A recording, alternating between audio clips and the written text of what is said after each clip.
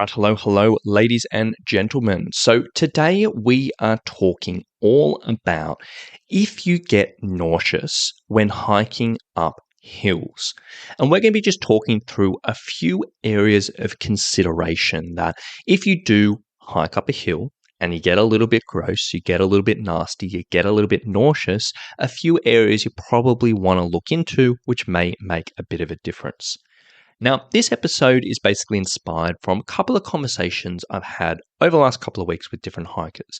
And they basically sort of said, look, they've been out on a hike, they've been, getting through it okay. Then they've been up on these hills and essentially they've started feeling a bit gross. And they've started, they've been getting through it, they've been pushing through it, they got a little bit burny, and they started feeling a little bit nauseous and feeling like they actually wanted to, almost vomit. And it's happened to, it's come from a couple of hikers that I've chat with. So I think it really is worthwhile covering because it's something that we've all potentially gone through at some stage or another. And it's not much fun. And 9 times out of 10, it usually is a relatively simple fix. So if you do find yourself getting nauseous when you're hiking up hills, there's really 3 big areas that I think it's probably worthwhile looking at. Actually, before I even get into that, I'll just sort of, just put a little disclaimer on this. Number one, we're just talking about if there are no medical concerns. Like, obviously, if you're getting nauseous, maybe you're getting sick, maybe you got something else going on. And we're just going to assume that isn't the case. If you are sick, that's probably why. If you are getting sick, that's probably why. If you have a particular medical concern, which may lead to this, that potentially may be why. But we're just not going to be talking about those types of things. So aside from the sickness and the medical side of things, there are probably 3 big areas you kind of want to look at if you do feel like you're getting a bit nauseous going up hills. Now, number 1 is your pacing. So essentially, as we've talked through on this podcast a number of times, there are a range of different energy systems that we have in our body which can produce energy for our activities. And essentially, they are broken up into 2 big categories. There's our aerobic energy systems and our anaerobic energy systems. Now, our aerobic energy systems is essentially what we use for long periods of low intensity exercise. Now, this particular energy system is really, really efficient. It doesn't take a huge amount of fuel to create quite a bit of energy. It doesn't really have many waste products, and it basically can be sustained for long periods of time. However, it is relatively slow at producing energy. So it is really best suited for low intensity exercise where we don't have to have a huge amount of energy quickly. And essentially, we typically use this for the majority of our hiking, our walking, our day-to-day life, sometimes our running, depending on, what level of runner we are. And essentially, this is what we want to be using for the majority of our hiking. Now, on the other side of things, we have what's known as our anaerobic energy systems. And essentially, these anaerobic energy systems, they produce energy without actually using oxygen. So they're really suited for the quick production of energy when we really need a quick burst of energy. And the body actually can't produce it through the aerobic energy system because that's too slow.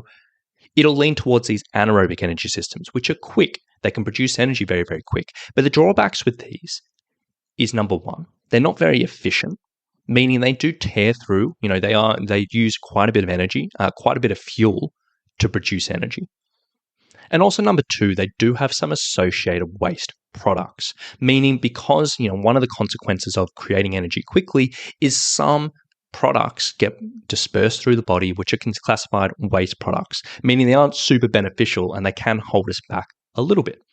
So you've probably heard of something called lactic acid before, and that sort of burny feeling you kind of get in your muscles when you're doing really, really tough stuff. And that's sort of classified as a waste product.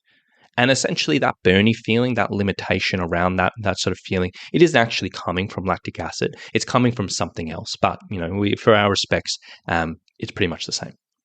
So now you've got that little sort of science lesson there. We've got our aerobic and anaerobic energy systems. Sometimes if we are starting to feel a little bit gross going up hills, this is because our pacing is a little bit out of whack. And instead of us walking up these hills at a pace where our aerobic energy system can do the majority of the work, we're actually walking up at a pace where the aerobic energy system can't keep up.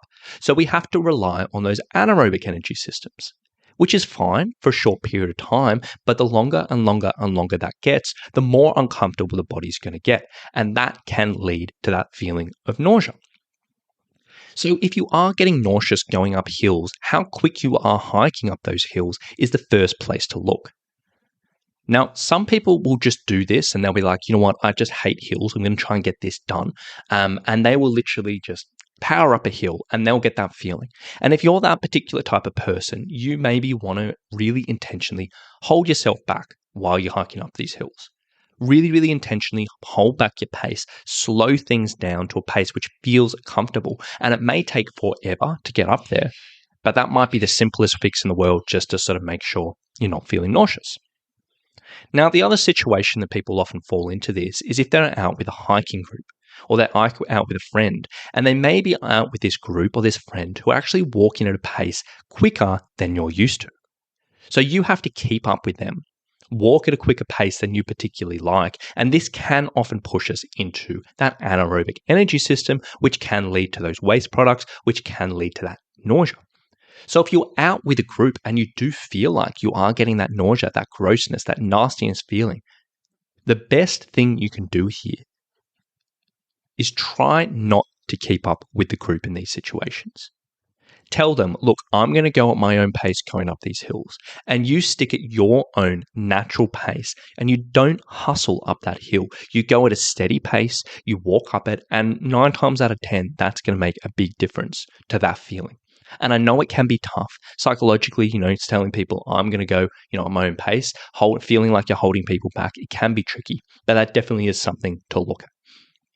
So number one, if you are getting nauseous going up hills, a good first place to look is your pacing. Slow things down, and in all honesty, that probably will make a bit of a difference.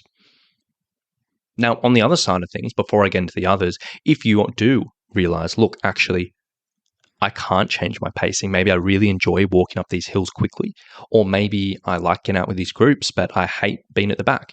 In that situation, you can change this feeling by developing your training, by working on your training, developing your aerobic energy system so you can walk at quicker paces while still using that aerobic energy system. And that's essentially where our training comes in. But without going into that too much detail, that's number one, pacing. Now, number two, another area to kind of look at when it comes to this is digestion. So essentially one thing that can lead to a bit of nausea when we're hiking or when we're going up hills, particularly with higher intensity exercise, is purely digestion. In the sense that we often recommend on this podcast, look, a really good strategy to help with your energy management on the trail is to have a snack or have a bite of something every hour. Or, have a smaller snack every couple of hours. And this can be a really good way of just sort of making sure, you're topping up your energy stores, you're keeping things moving, and yada, yada. And then on top of that, we usually sort of say that, look, hikers often undereat on the trail. So we usually encourage hikers to try to have a little bit more on the trail than they would usually. But this does have to be balanced out with digestion, because food obviously does need to get digested in the gut. It doesn't digest immediately. It takes a little bit of time. And what can happen is if food is digesting in the gut, if we've got all this blood in the gut trying to work through things and we're trying to get up hills and we're hustling and we're working a quick pace, this can lead to a little bit of feeling of nastiness, a little feeling of nausea, or whatever it may be. So if you have been eating quite a bit on the trail, there's a few things you can kind of look at here. Number one is trying to time your food a little bit better. So if you're aware, look, there's certain sections on this trail where there are steep ascents, but you're like, you know what, I'm going to stop at roughly this time for lunch. But it's only like we start with a really steep ascent immediately after. Maybe just have a really light lunch and plan to have snacks earlier in the day. Or maybe if you're aware that, look, there's 2 or 3 climbs, maybe just try not to have major snacks immediately beforehand, but sort of time it out a little bit earlier, giving your body a bit of extra time to digest.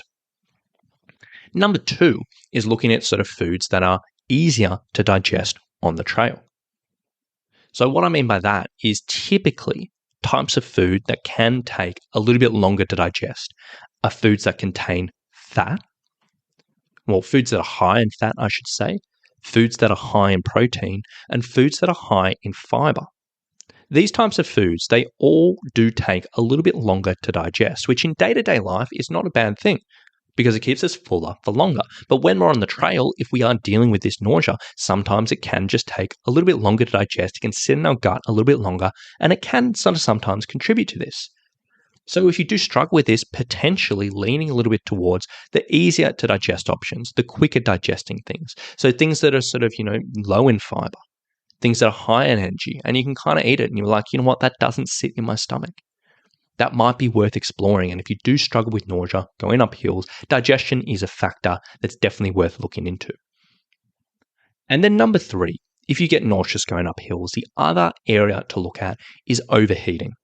In the sense, if you are getting too hot, if you're getting a little bit of sunstroke, a little bit of heat stroke, or whatever it may be, that can lead to feelings of nausea. So when you're on your hot hikes, make sure you're taking steps to control that, making sure you're being sun smart. Have a hat, have a long sleeve shirt. If you're super, super hot, maybe wet a buff and have that around your neck, and maybe have a frozen water bottle which you can sip on as you go through. Maybe make sure you're hiking in earlier times or later times away from the midday sun or whatever it may be. All those tips around, dealing with the heat, give that a whirl. Whatever you can do to protect yourself from the sun and to cool yourself down is probably going to be beneficial. And I would hazard a guess, again, if we're taking the sickness and medical side of things out of it, if you do start to feel a bit nauseous going up hills, it's probably one of those 3 things. Either your pacing is a bit out of whack, either your digestion is a little bit mistimed, or maybe you are overheating. One of those things, or potentially a combination of those things, is probably making a difference. So if this is something you struggle with regularly, or you do run into it on a random hike, you're like, what's going on there? Have a think about this. Really think into that moment and that detail and see if any of those may apply. And I wouldn't be surprised if they do. And if they do, then obviously take steps to overcome this for the next time. Come up with an action plan on how you're going to control your pacing. Coming up with an action plan on how you're going to make sure food isn't sitting in your stomach on these hills. Or come up with an action plan around how you're going to manage the heat as well as you can. And if you put a bit of time, put a bit of intention to that, I really do think it will make a big, big difference. So I think that's probably enough on this topic today. I really do hope that gives a bit of insight for some people. I hope it helps a few people, and I hope it sort of, helps, a lot of hikers with their adventures if they may struggle with this. So thank you so much for listening. I really do hope you got a bit out of it. I hope you've enjoyed it, and we'll talk to you soon. Bye.